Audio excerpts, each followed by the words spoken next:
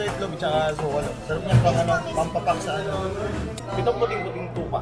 Pitong puting tupa. Ang relon, erboy, ermole. Mag-doubt siya ng ilong ang bunga nga. Ano naman? Tol! Dito na walong. Diyan ka. Groupmate ko nga pala to. Kinupkop pa lang daw eh. Ha? Kinupkop. Kakainis ka, kuya. Wala akong yun. Ano yung ano niya? Alagin mo nga yung plato. Ayun o. Video pa yung gitna. Naka-record to? Yes, my guy.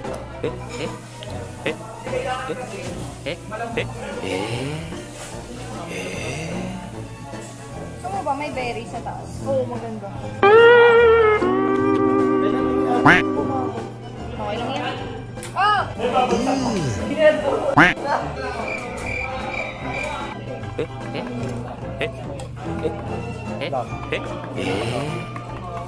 Ay, naku po, wag naman. Nakakainin talaga? Wala namang ganyanan, Jose. Pare-pares naman tayong kako eh.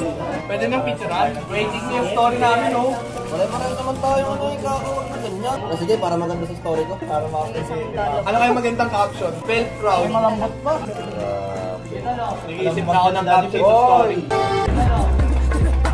Si Daddy Pete na magde-design eh. Ano to? Ba't kami ang buhok? Alam ko last year si Miko yung nagpe-painting yan.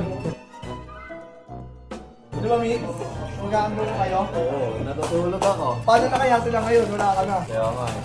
Feeling ko nandiyan mas maganda eh. Nung nawala ka.